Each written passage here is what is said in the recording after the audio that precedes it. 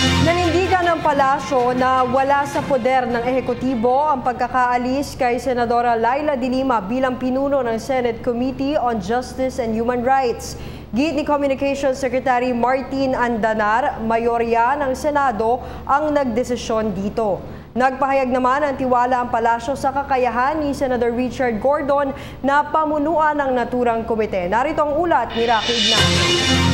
Walang kamay ang Malacanang sa pagkaalis ni Senator Laila De Lima bilang chairman ng Senate Committee on Justice and Human Rights. Ayon kay Presidential Communications Secretary Martin Andanar, walang poder ang palasyo na makialam sa legislatura dahil mayoryaan niya ng Senado ang nagdesisyon ukol dito.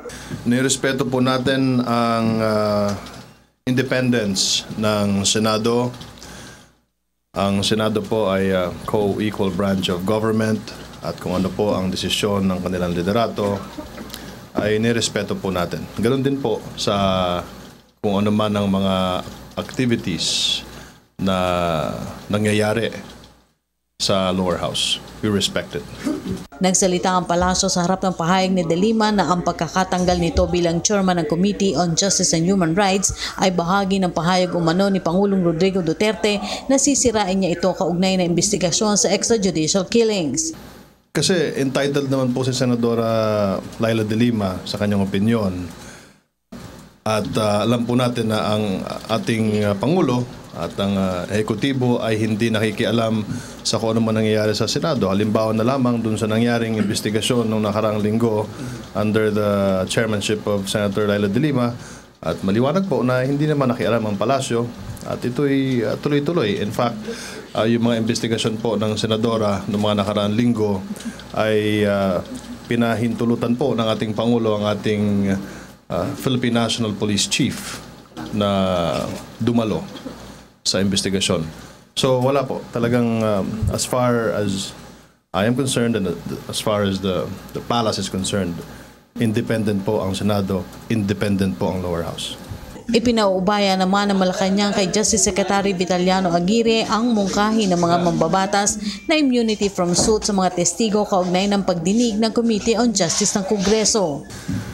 Again, I'd like to say that the House is also independent.